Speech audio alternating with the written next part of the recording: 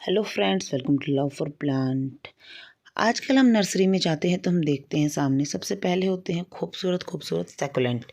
अलग अलग कलर तरह की वैरायटी के डिफरेंट डिफरेंट सैकुलेंट कैक्टस होते हैं जिनको देखते ही हमारा मन ललचा जाता है, जिनको तो हम ले ही लेते हैं क्योंकि ये इनका जो बेस्टेस्ट टाइम है वो अभी सर्दियों का ही है।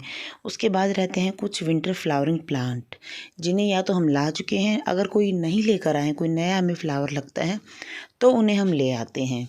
ये बात तो सही है, सर्दियों में हम सैकुलेंट और जो विंटर फ्लावर प्लांट है वो ज़रूर लगाते हैं, लेकिन उनके साथ साथ कुछ ऐसे प्लांट हमें अट्रैक्ट करते हैं नर्सरी में जो हमें भले ही कम कीमत पे मिले, सस्ते मिले, लेकिन फिर भी हमें वो प्लांट अभी इस मौसम में नहीं लेने चाहिए। अगर आपके पास हैं अपने गार्डन में तब तो सही, आप उन्हें अच्छे संभाल रहे हैं, लेकिन नए प्लांट बिल्कुल भी ना लें।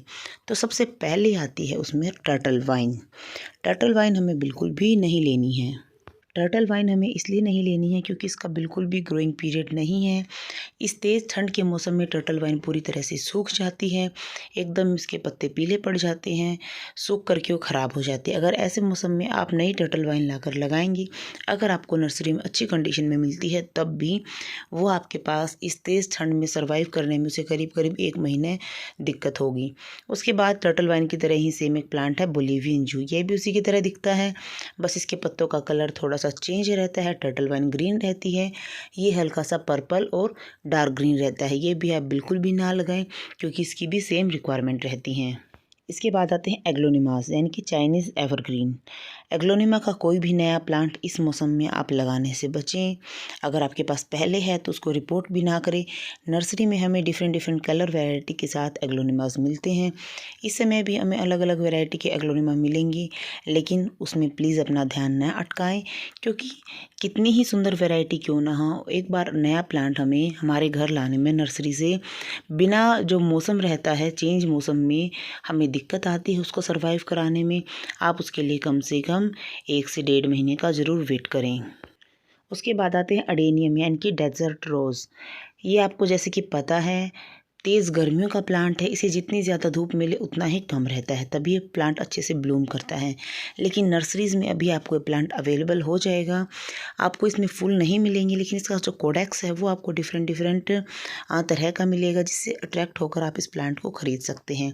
लेकिन अगर आप ऐसा करते हैं तो हो सकता है जब तक इसका मौसम इसके हिसाब से आए, सही हो, बसंत के बाद गर्मियाँ स्टार्ट हों, इसमें फ्लावरिंग का टाइम आए, तब तक आपका प्लांट ख़राब हो जाए क्योंकि इस प्लांट की रिक्वायरमेंट बहुत ही अलग रहती हैं। बाकी सब सेकुलेंट से प्लांट हमारा अलग रहता है।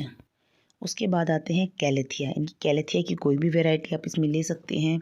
उस वैरायटी को अगर आप लेते हैं इस मौसम में, तेज़ ठंड वाले मौसम में, तो वो डेफ़िनेटली ख़राब हो जाती हैं आपकी वैरायटीज़, क्योंकि कैलेथिया को थोड़ा सा जो ह्यूमिड क्लाइमेट रहता है वैसा पसंद है। वैसा हम तेज़ ठंड के मौसम में उसे क्लाइमेट नहीं दे सकते क्योंकि तेज़ ठंड में हमारे वैसे ही ड्राइनेस बढ़ जाती है और ड्राई मौसम में हमारा कैलेथिया अच्छे से सर्वाइव नहीं कर सकता। इसके पत्ते धीरे धीरे ब्राउन होकर के प्लांट ही हमारा ख़त्म हो जाता है। इसलिए इस मौसम में आप कैलेथिया लेने से ज़रूर बचें। इसके बाद आते हैं पाम प्लांट। पाम की कोई भी वैरायटी ले आप, टेबल पाम ले, अम्ब्रेला पाम ले, एरिका पाम ले, चाइनीज़ प्लांट ले, कुछ भी प्लांट लें आप पाम का, अभी इस वैरायटी को आप लेने से बचें, किसी भी वैरायटी को आप लेने से बचें क्योंकि तेज़ ठंड का जो 1.5 से 2 महीने का जो पीरियड रहता है वो पाम के लिए भी थोड़ा सा डोरमेंट पीरियड रहता है। वैसे बहुत ज़्यादा हार्डी रहते हैं पाम। अगर आपने कोई पाम ले ही लिया है तो उसे अभी आप कम से कम रिपोर्ट ना करें, उसे थोड़े से वार्मर प्लेस में या फिर इंडोर उसे उठाकर रख दें। अगर इस टाइम पर पाम आप नहीं लेते हैं तो और भी ज़्यादा बेटर रहता है, चाहे आपको कितने ही कम प्राइस में क्यों ना मिले। उसके बाद आते हैं पोथोस। पोथोस यानी कि मनी प्लांट की कोई भी वैरायटी, जिसे हम डिफरेंट डिफरेंट तरह के मनी प्लांट्स कहते हैं। वैसे तो मनी प्लांट हमारा एवरग्रीन प्लांट है, किसी भी मौसम में चल जाता है, लेकिन तेज़ ठंड में इस प्लांट की शुरुआत करना ज़्यादा सही नहीं है। इसलिए आप तेज़ ठंड में इस प्लांट को ना लें क्योंकि हो सकता है आप नया प्लांट लेंगे, आपके जो घर का इन्वायरमेंट है वो चेंज रहता है नर्सरी से, इसलिए आप कोई भी नया प्लांट लेकर आएंगे वो टेम्परेचर शॉक की वजह से भी आपका प्लांट ख़राब हो सकता है। उसके बाद आता है वॉन्डरिंग जू। वॉन्डरिंग जू प्लांट वैसे तो हमारा पूरा साल रहता है, एवरग्रीन प्लांट है, हर मौसम में, तेज़ ठंड में भी, तेज़ गर्मी में भी, बारिश में भी चल जाता है, लेकिन लेकिन फिर भी कोई भी अगर हम नया प्लांट लेते हैं तो उसमें हमें थोड़ी सी दिक्कत आती है। इसलिए इस प्लांट को भी इस मौसम में ना लें, क्योंकि तेज़ ठंड के प्लांट में तेज़ ठंड के मौसम में जो हमारा प्लांट है वो थोड़ा सा सूख जाता है। इसलिए अगर आप ये नर्सरी से अच्छा प्लांट लाएंगे तो हो सकता है घर आने पर वो सूख जाए। इसके बाद आते हैं क्रोटोन। क्रोटोन की कोई भी वेराइटीज़ ले सकते हैं आप। डिफरेंट डिफरेंट जो कलर रहते हैं उसमें क्रोटन्स आते हैं।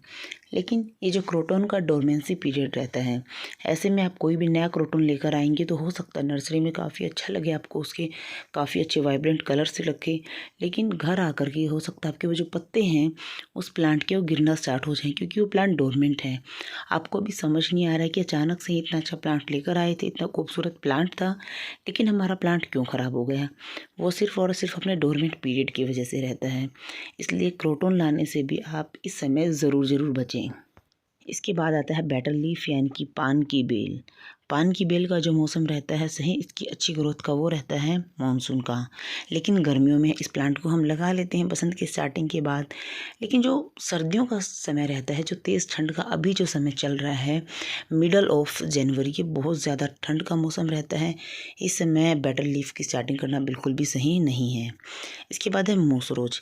वैसे तो नर्सरीज़ में आपको मोसरोज देखने को नहीं मिलेगा, लेकिन फिर भी किसी नर्सरी में ऐसी जगह से मोसरोज आता है जहाँ आपको प्लांट देखने को मिलता है। फ्लावर्स तो मुझे नहीं लगता किसी भी प्लांट में अभी लगे होंगे, लेकिन फिर भी अगर आपको कोई हेल्दी मोसरोज का प्लांट लगता है तब भी आप उसे ना लें, क्योंकि मोसरोज का अभी बिल्कुल भी फ्लावरिंग या फिर ग्रोइंग सीज़न नहीं है। ये इसका पूरी तरह से डोरमेंट पीरियड है। 1 महीने बाद इसका दोबारा से जो है रीग्रोथ करने वाला पीरियड आएगा, उस टाइम पर आप मोसरोज को ज़रूर लगाएं। इसके बाद आता है बैम्बू। लकी बैम्बू या फिर बैम्बू की कोई भी वैरायटी अभी आप ना लगाएं, क्योंकि जो बैम्बू है वो जो फ्रोस्ट वाला, जो ये ड्राइनेस वाला हमारा विंटर रहता है, इसमें अच्छे से नहीं चल पाते। इसके जो पत्ते रहते हैं वो ब्राउन हो जाते हैं, येलो होकर के गिर जाते हैं।